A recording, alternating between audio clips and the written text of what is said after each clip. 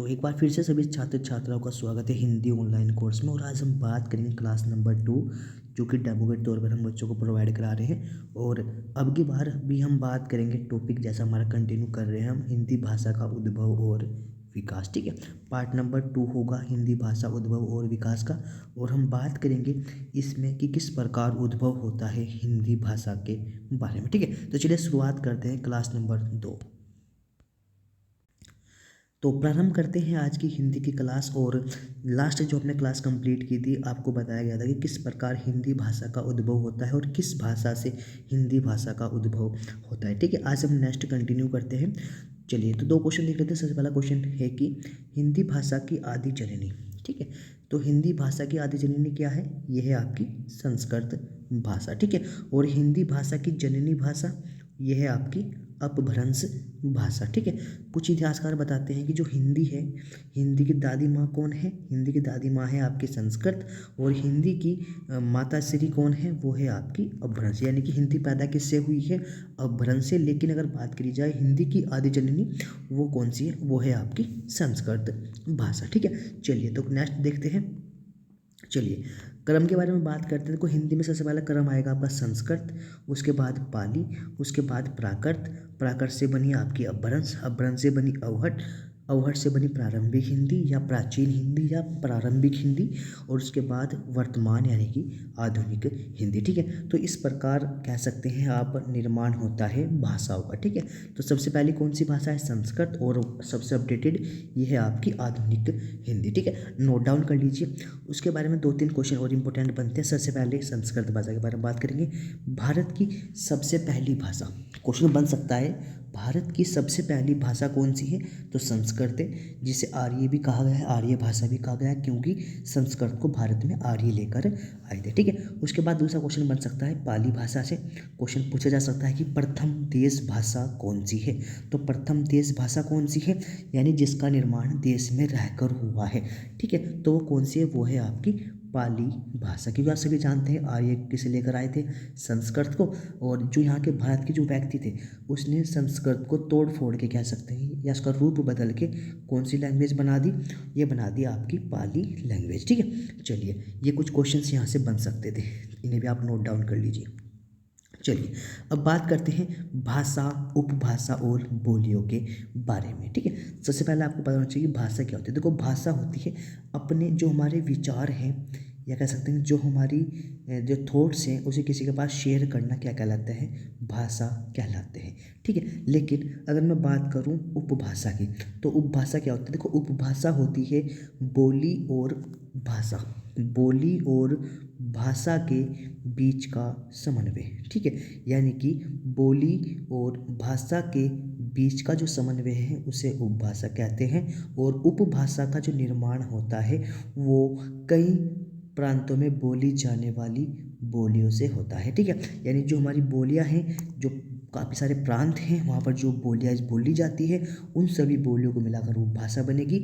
और एक बड़े प्रांत में जो उपभाषा बोली जाएगी, उन सभी प्रांतों से काफ़ी सारी उपभाषाओं को मिलाकर क्या बनेगी?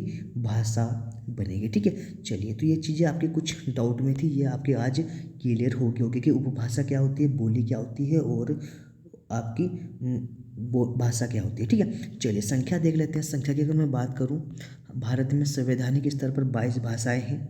ठीक है, और मैं अगर बात करूं उपभाषाओं की, महत्वपूर्ण क्वेश्चन है, तो भारत में 5 उपभाषाएं हैं।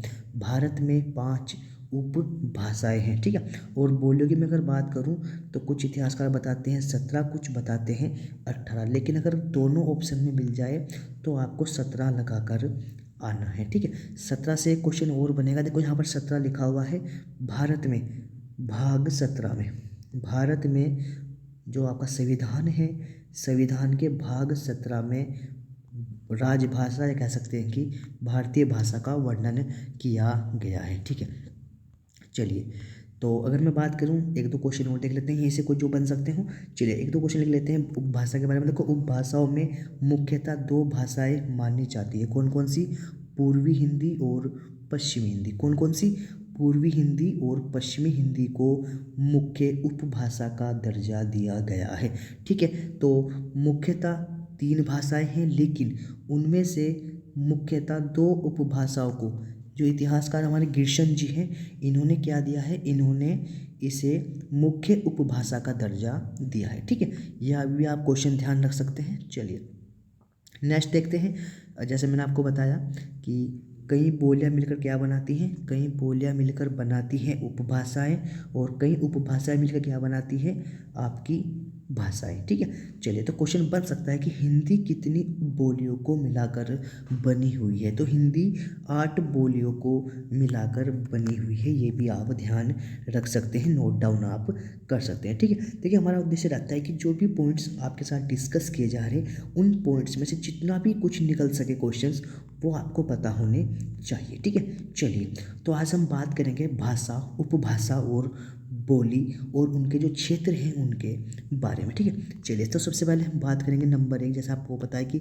उपभाषाएं कितनी होती है, तो उपभाषाएं आपकी 5 होती है। ठीक है, सबसे पहले नंबर है राजस्थानी। या किसका है, राजस्थानी। ठीक है, ये कितनी बोलियों से मिलकर बनी हुई है, तो ये 5 बोलियों से मिलकर बनी हुई है। कौन कौन सी बोली है, मारवाड़ी, जयपुरी, ढूंढाड़ी, मेवाती और मालवी। ठीक है, तो 5 उपभाषाओं से मिलकर क्या बनी है, 5 बोलियों से मिलकर क्या बनी है, राजस्थानी उपभाषा है। ठीक है, तो क्वेश्चन किसी भी तरीके से बन सकता है, पूछा जा सकता है कि कितनी बोलियों से मिलकर आपकी राजस्थानी उपभाषाएं बनी है, तो कितनी, 5 को मिलकर, ये भी आप ध्यान रखेंगे। ठीक है, चलिए देखिए यहाँ से एक क्वेश्चन और बन सकता है कि उत्तरी राजस्थान में कौन सी बोली जाती है, पश्चिमी राजस्थान में कौन सी बोली जाती है, दक्षिण में कौन सी बोली जाती है और पूर्व में कौन सी बोली जाती है। ठीक है, क्योंकि आप सभी जानते हैं कि ये सभी जो जितनी भी बोलियां हैं कहाँ पर बोली जाती है, जयपुर या राजस्थान में बोली जाती है। लेकिन एग्जामिनर क्या करेगा, पूछ सकता है कि राजस्थान के किस क्षेत्र में कौन सी लैंग्वेज बोली जाती है। ठीक है, चलिए तो हम बात करेंगे मारवाड़ी। देखो मारवाड़ी आप सभी जानते हैं, ये हमारा हो गया क्या, पूरब, पश्चिम, उत्तर और दक्षिण। ठीक है, आप सभी जानते हैं कि पश्चिम की ओर क्या है, पश्चिम की ओर आपका पाकिस्तान है। ठीक है, राजस्थान के पश्चिम में कौन है, पाकिस्तान है, और पाकिस्तान में मारकाट मस्ती रहती है। ठीक है, तो आप यहाँ से याद रखोगे क्या, मारवाड़ी। तो पाकिस्तान के साइड यानी कि पश्चिमी साइड कौन सी बोली बोली जाती है, तो मारवाड़ी बोली जाती है। ठीक है, चलिए तो अगर मैं बात करूं उत्तर की साइड में, देखिए उत्तर में तय आता है, और आपका मेवाती में भी क्या आता है, तय आता है, तो मेवाती। ठीक है, और आप सभी जानते हैं कि राजस्थान के जो निचला जो जिला राज्य है वो कौन सा है, वो है आपका गुजरात। ठीक है, और गुजरात में माल ढुलाई होती है। ठीक है, तो माल से बनेगा मालवी। और बची हुई आपकी, देखो यहाँ पर क्या आ रहा है, पुरी, और यहाँ पर आएगा आपका जयपुरी।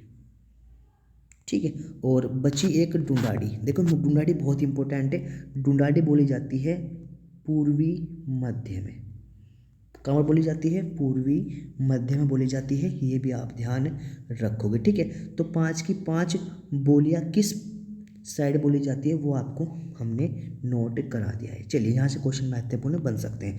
नेक्स्ट देखते हैं नंबर 2, आपका पश्चिमी हिंदी, यानी कि जो भारत के पश्चिमी साइड जितने भी आपकी बोलियां यूज़ होती है राज्यों में, उनके बारे में हम बात करेंगे। देखिए कौन कौन सी है, कोरवी या खड़ी बोली। देखो कोरवी खड़ी बोली एक ही है, और बांगरू या हरियाणवी एक ही है, ब्रजभाषा और बुंदेली एक ही है, और एक है आपकी कनौजी। ठीक है, ये जो बोली है ये किस क्षेत्र में बोली जाती है, ये पश्चिमी भारत में बोली जाती है, इस वजह से ये पश्चिमी हिंदी की उपबोलियाँ हैं, ये भी आप ध्यान रखोगे। ठीक है, किन क्षेत्रों में बोली जाती है, तो उत्तर प्रदेश और आपका हरियाणा राज्य में बोली जाती है। देखो कौन कौन सी बोली जाएगी, कनौजी हुआ, ब्रजभाषा, बुंदेली और कोरवी और खड़ी बोली, ये आपकी बोली जाती है कहाँ पर, ये बोली जाती है उत्तर प्रदेश में। बांगरू या हरियाणवी बोली जाती है आपकी हरियाणा में। ठीक है, लेकिन आप ध्यान रखेंगे कि ये जो जैसे आपकी ब्रजभाषा है, ब्रजभाषा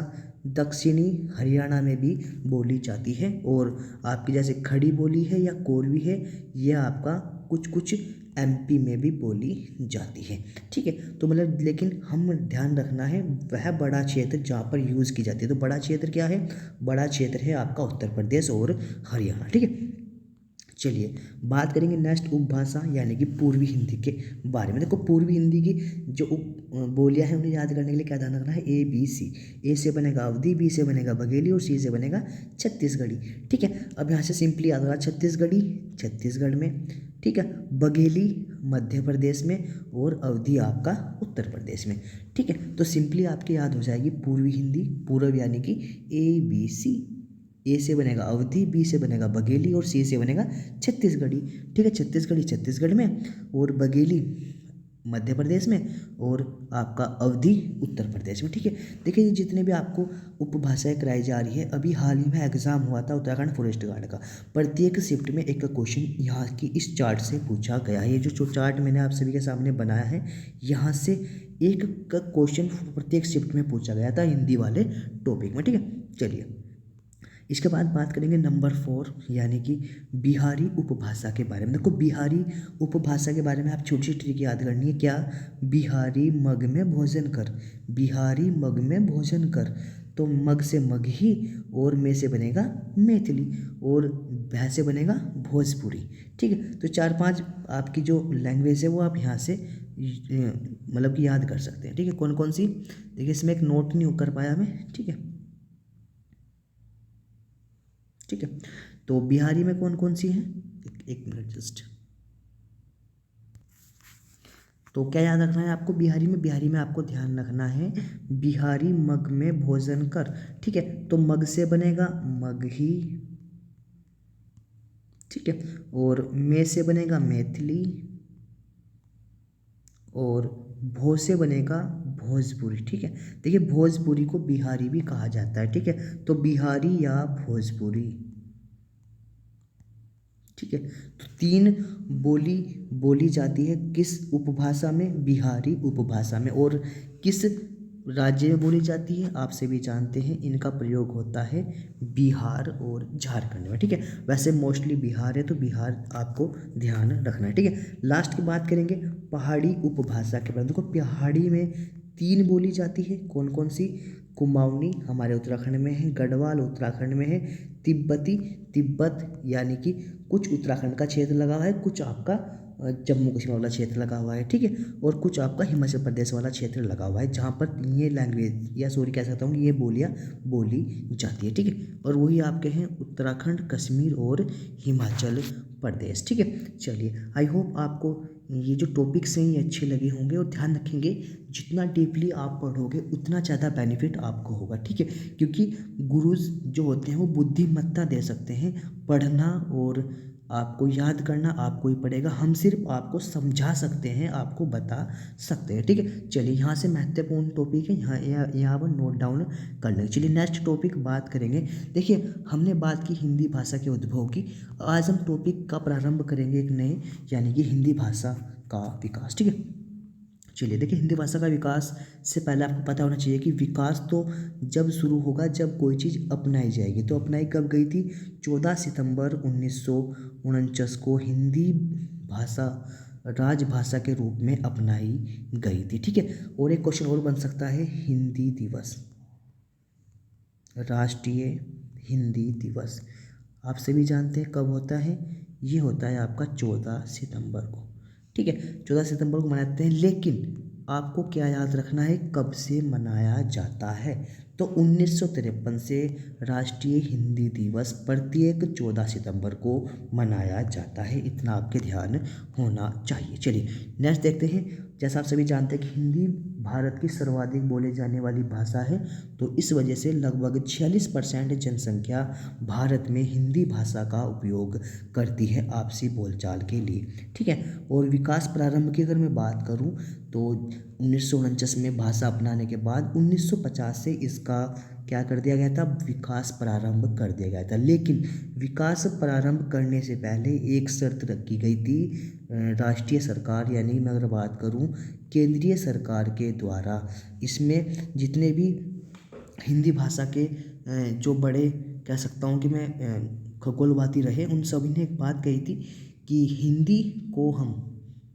हिंदी को हम स्वतंत्र कर देंगे, कब, 1965 के बाद। ठीक है, समझ भी नहीं आएगा कि स्वतंत्र किस तरीके से, देखो स्वतंत्र के बारे में बात की गई है 1965 के बाद हिंदी के साथ हम जो इंग्लिश लैंग्वेज यूज़ कर रहे हैं वो हम समाप्त कर देंगे। यानी कि 1965 तक हिंदी भाषा को समाप्त करने की बात कही गई थी। किसके द्वारा? केंद्र सरकार के द्वारा। इस चीज़ को देखते हुए विकास प्रारंभ हो गया था। कब से? 1950 से। ठीक है, ये तो क्वेश्चन याद रखने। कब तक का लक्ष्य रखा गया हिंदी को स्वतंत्र करने का? किससे? इंग्लिश लैंग्वेज से। तो कब का? 1965। यानी कि देश आज़ाद होने के 15 साल तक अंग्रेजी भाषा हिंदी भाषा की सहयोगी भाषा बनी रहेगी। लेकिन 1965 के बाद हम इसे क्या कर देंगे? यहाँ से ख़त्म कर देंगे। किसे? इंग्लिश लैंग्वेज को। ठीक है, लेकिन देखते हैं क्यों नहीं हट पाई, क्या कारण रहे होंगे, वो देखेंगे हम नीचे। चलिए, उससे पहले मैं आपको बता दूँ थोड़ा संवैधानिक स्तर पर क्या कुछ हमारी हिंदी की स्थिति। देखो, संविधान के बारे में मैं अगर बात करूँ तो सूची 8 यानी कि जो अनुसूची 8 है और भाग 17 है, इसमें क्या किया गया है? वर्णन किया गया है हिंदी भाषा या हमारी राजभाषा के बारे में। ठीक है, कुछ महत्वपूर्ण आर्टिकल्स भी आपको ध्यान रखने हैं। आर्टिकल 120, 210, 343 और 351। देखिए, 120 यानी कि संसद में प्रयोग की जाने वाली भाषा। ठीक है, 210 राज्य की विधानमंडल में या विधानसभा में प्रयोग की जाने वाली भाषा। ठीक है, उसके बाद आपको ध्यान रखना है 343 यानी कि संघ की भाषा क्या होगी? संघ की भाषा हिंदी होगी। ऐसा करके लिखा हुआ है आर्टिकल 343 में। और बात करें अगर 351 की, तो यहाँ पर लिखा हुआ है हिंदी भाषा का विकास कौन करेगा? राष्ट्रपति जी करेंगे, संसद करेगी। ऐसा करके लिखा हुआ है संविधान में। ठीक है, चलिए देखिए, आपको पता है कि वर्तमान समय में कितनी भाषाएं हैं? 22 भाषाएं हमारे संविधान में हैं। लेकिन प्रारंभ समय में कितनी थी? प्रारंभ समय में सिर्फ 14 भाषाएं थी। इतना आपको ध्यान रखना है। फिर उसके बाद क्या हुआ? संशोधन होते गए, भाषाएं बढ़ती गई। ठीक है, और भाषा को देखते हुए कुल कितने संशोधन हुए, ये क्वेश्चन भी कई बार बना है। तो भाषा को ऐड करने के लिए मुख्यतः 3 संशोधन अभी तक हो चुके हैं। कौन कौन से? 21वां संविधान संशोधन जो हुआ था 1967 में हुआ था 21वां संविधान संशोधन, और जिसके तहत सिंधी लैंग्वेज ऐड की गई थी। यानी कि 1967 में एक और भाषा जोड़ दी गई थी। कुल भाषा हो चुकी थी आपकी 15। ठीक है, और ध्यान रखेंगे सिंधी से ही हम हिंदी का स्वरूप देखते हैं। चलिए नेक्स्ट देखते हैं। उसके बाद संविधान संशोधन हुआ 71वां। ये हुआ था 1992 में। इसके तहत जोड़ी गई थी नेपाली, मणिपुरी और कोंकणी। अब आप कहोगे कि सर नेपाली, मणिपुरी, कोंकणी को कैसे याद करें? तो आपको याद करना है नमक। नमक यानी कि न से बनेगी नेपाली, मणिपुरी और कोंकणी। ठीक है, देखिए मैं आपको बीच बीच में ट्रिक इसलिए बताता हूँ ताकि कुछ आपको हेल्प मिल सके एग्ज़ाम क्रैक करने में। ठीक है, देखिए मोस्टली जो टीचर होता है वो क्या करता है? बस पढ़ा दिया, लेकिन मैं चाहता हूँ कि आपके याद भी रहे। ठीक है, चलिए यहाँ पर आपको सिर्फ यही चीज़ एक्स्ट्रा मिलेगी कि आपको पढ़ाने के साथ साथ आपको याद भी कराया जाएगा। ठीक है, चलिए बात करते हैं 92 यानी कि 92वां संविधान संशोधन जो हुआ था 2003 में, जिसके तहत जोड़ी गई थी कौन कौन सी? बोडो, डोंगरी, मैथिली, संथाली। ठीक है, तो BDMS आपको ध्यान रखना है, बोडो, डोंगरी, मैथिली, संथाली। ठीक है, और ध्यान रखेंगे जो 8वीं अनुसूची है, 8वीं अनुसूची में अंतिम बार 2003 में संशोधन करके वर्तमान समय में 22 भाषाएं उपस्थित हैं हमारे संविधान में। ये आपको ध्यान रखना है। ठीक है, चलिए अब 22 भाषाएं कौन कौन सी है ये भी आपको पता होना चाहिए। देखिए इन्हें याद करना आपको बिल्कुल सिंपल है। कैसे याद करोगे? देखिए आप जानते हैं हिंदी के बारे में, आपको याद करने की आवश्यकता नहीं है। ठीक है, हिंदी क्या है? भारत में बोली जाने वाली सर्वाधिक भाषा। उसके बाद आप बांग्ला को भी जानते हो, क्योंकि बांग्ला भारत में दूसरे नंबर पर सर्वाधिक बोले जाने वाली भाषा है। ठीक है, चलिए उसके बाद आपने क्या किया? आपने 14 के बाद जितने संशोधन हुए 3, वो लैंग्वेज भी आपके याद है। कैसे? सिंधी 67, नमक। ठीक है, BDMC। ठीक है, ये लैंग्वेज भी आपके क्या है? आपके याद हो चुके। ठीक है, उसके बाद आपको कैसे याद करनी थी? सबसे पहले संस्कृत आप सभी जानते हैं कि प्रारंभिक भाषा थी, उर्दू भी। ठीक है, और पाँच छः राज्यों की जो लैंग्वेज है वो भी आपको जानना है। जैसे पंजाब की पंजाबी, कश्मीर की कश्मीरी, गुजरात की गुजराती, मराठी, और उड़ीसा, तमिल, तेलुगु, मलयालम, केरल की कन्नड़, और असम की असमिया। ठीक है, ये कुछ महत्वपूर्ण राज्य हैं जिनकी जो लैंग्वेज है, ठीक है, उन्हें ऐड किया गया है हमारे संविधान में। ठीक है, तो इन्हें भी आपको ध्यान रखना है, और उसके साथ साथ जितने संविधान संशोधन है वो भी आपको ध्यान रखना है। ठीक है, तो आज की क्लास यहीं पर समाप्त होगी। कल हम देखेंगे एक नए टॉपिक के बारे में, और बात करेंगे प्रथम भाषा आयोग और किस प्रकार केंद्र द्वारा हिंदी भाषा का विकास किया गया और क्या कुछ कार्य किए गए, उन्हें हम देखेंगे नेक्स्ट क्लास में। तब तक के लिए आप नोट कर लीजिए और देखिए रिवीजन करते रहिए, क्योंकि आप सभी जानते हैं सोमवार रात 9 बजे टेस्ट होना है। रविवार को आपको क्या करना है, रविवार को आपको वन लाइनर क्वेश्चन प्रोवाइड कराए जाएंगे। ठीक है, तो चलिए नोट कर लीजिए अच्छे से।